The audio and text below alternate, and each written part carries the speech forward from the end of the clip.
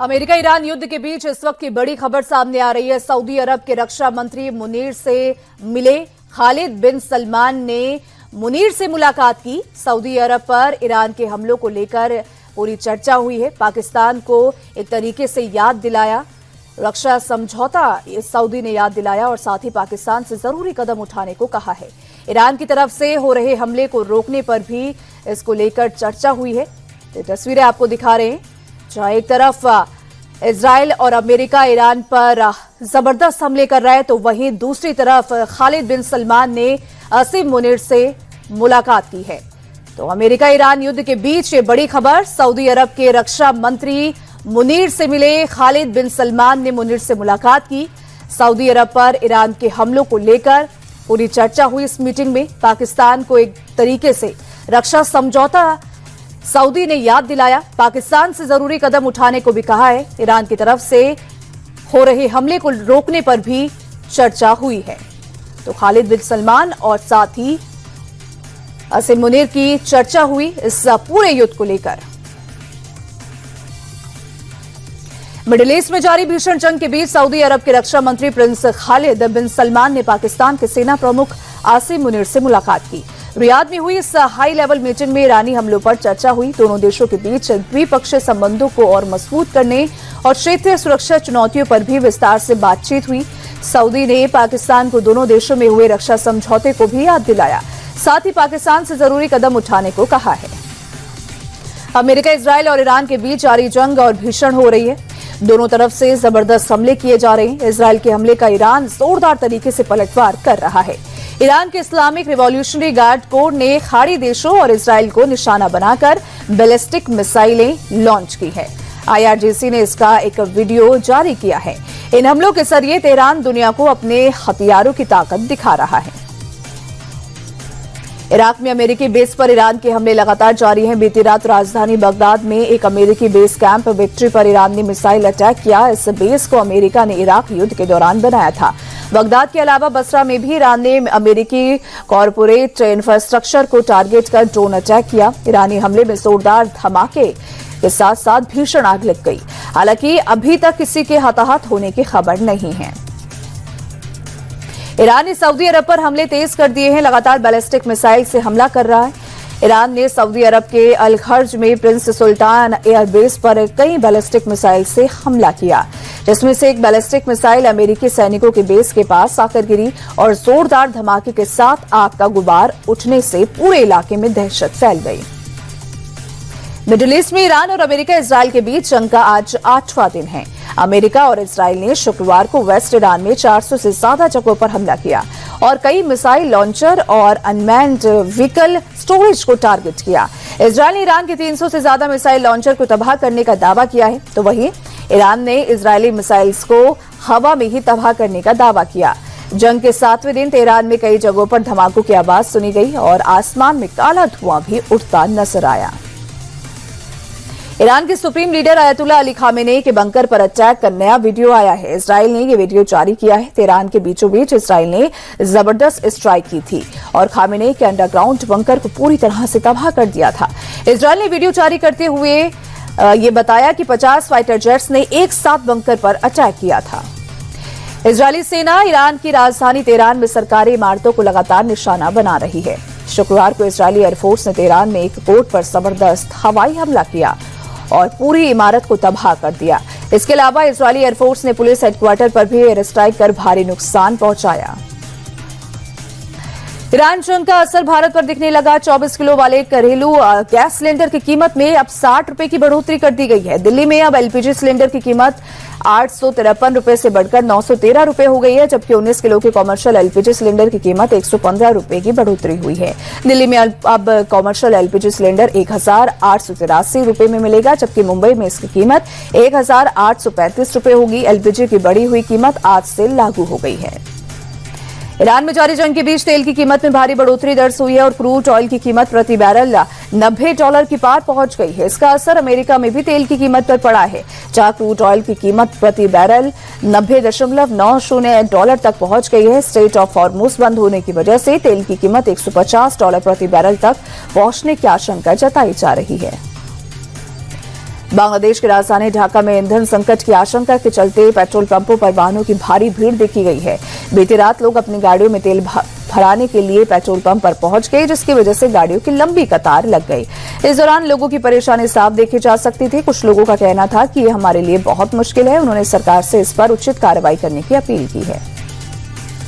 BJP और कांग्रेस ने अपने अपने लोकसभा सांसदों को व्हिप जारी किया है। दोनों पार्टियों ने अपने अपने सांसदों को 9 से 11 मार्च तक सदन में रहने के निर्देश दिए हैं।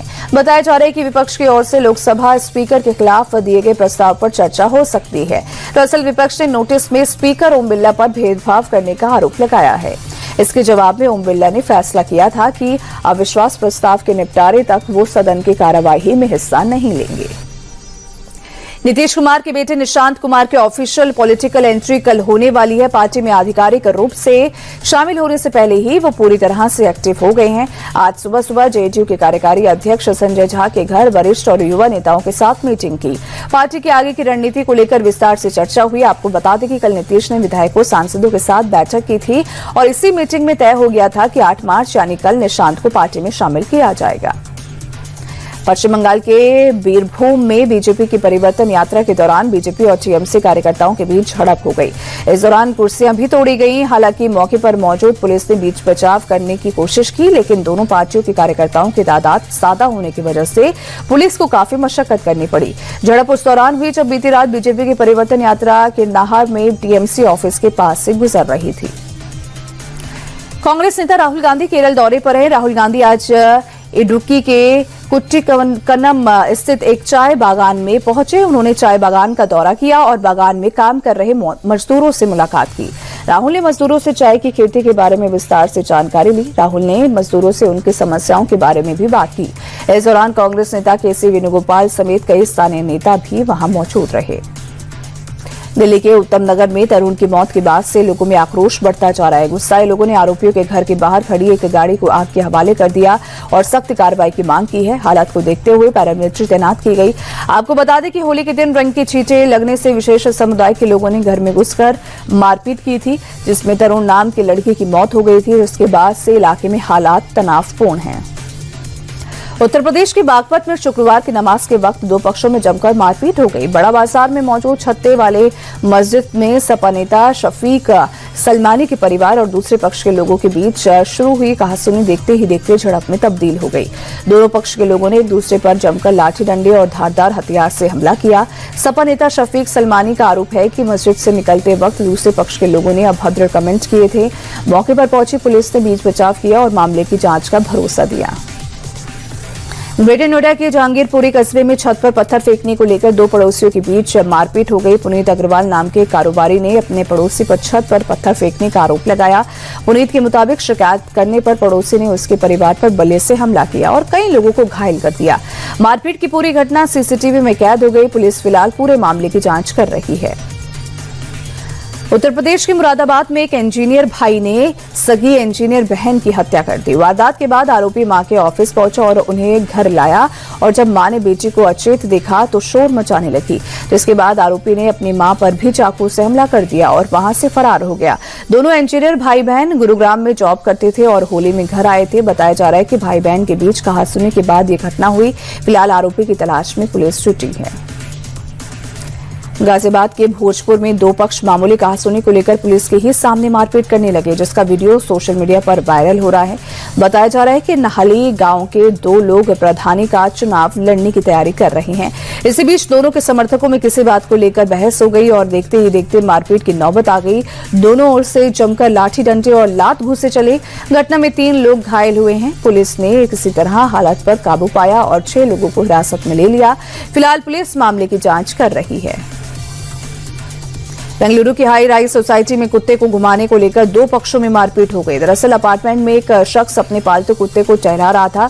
कुत्ता बुजुर्गों के लिए निर्धारित जोन में चला गया और यूरिन कर दी। इस पर बुजुर्गों ने आपत्ति जताई। दोनों पक्षों में बहस शुरू हुई और देखते ही देखते बहस मारपीट में तब्दील हो गई। बुजुर्गों के गुट ने शख्स पर जमकर लात घूंसे चलाए। मारपीट का वीडियो वायरल हुआ। फिलहाल दोनों पक्षों की शिकायत पर पुलिस जांच कर रही है।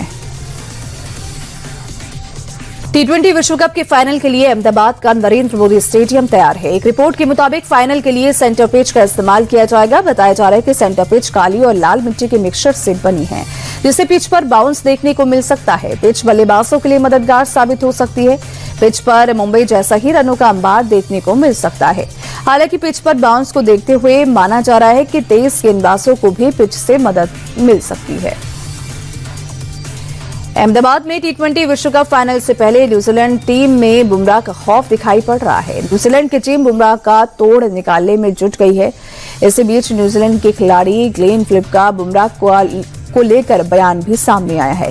ग्लेन फिलिप ने बुमराह को बेहतरीन गेंदबाज बताते हुए कहा, उनके खिलाफ बल्लेबाजी करना मुश्किल होता है, लेकिन बुमराह भी आसान है, उनका दिन भी खराब हो सकता है। हम ये उम्मीद कर सकते हैं कि उनका वो दिन हमारे ही खिलाफ हो। टी20 विश्व कप फाइनल से पहले टीम इंडिया ने अपना होटल बदल लिया। टीम ने एक मिथक को लेकर होटल बदलने का फैसला लिया। दरअसल अब तक टीम इंडिया जितनी बार अहमदाबाद के इस होटल में ठहरी है, टीम मैच हार गई। इस सबसे पहले टीम इंडिया को 2023 वनडे विश्व कप के फाइनल में हार का मुंह देखना पड़ा। दूसरी बार टी20 विश्व कप के सुपर 8 के मुकाबले में भी साउथ अफ्रीका के खिलाफ टीम हार गई थी। इसी को देखते हुए इस बार टीम को नए होटल में ठहराया गया है। आईसीसी ने टी20 विश्व कप के प्लेयर ऑफ द टूर्नामेंट के लिए 8 खिलाड़ियों को नॉमिनेट किया है। नॉमिनेशन में सिर्फ एक भारतीय खिलाड़ी का नाम शामिल है, तो वहीं न्यूजीलैंड के 2 खिलाड़ियों को लिस्ट में जगह मिली है। नॉमिनेट खिलाड़ियों में विलजैक्स, साहिबजादा फरहान, लुंगी एनगिरी, Aiden Markram, Rachin Ravindra, Shadley van Schalkwyk, Tim Seifert और भारत के संजू सैमसन शामिल हैं। उज्बेकिस्तान के नोदिरबेक अब्दुसतरोव ने प्राग इंटरनेशनल चेस महोत्सव को जीत लिया। अमेरिका के हैंस मोके नीमन के साथ ड्रॉ खेलते हुए नोदिरबेक ने खिताब अपने नाम कर लिया। विश्व चैंपियन डी गुकेश ने आखिरी दौर में स्पेन के डेविड एंटोन गुइजारो को हराकर अपनी जीत का सूखा खत्म किया है। भारत के अरविंद चिदम्बरम ने शानदार खेल का प्रदर्शन करते हुए संयुक्त रूप से दूसरे स्थान प्राप्त किया है।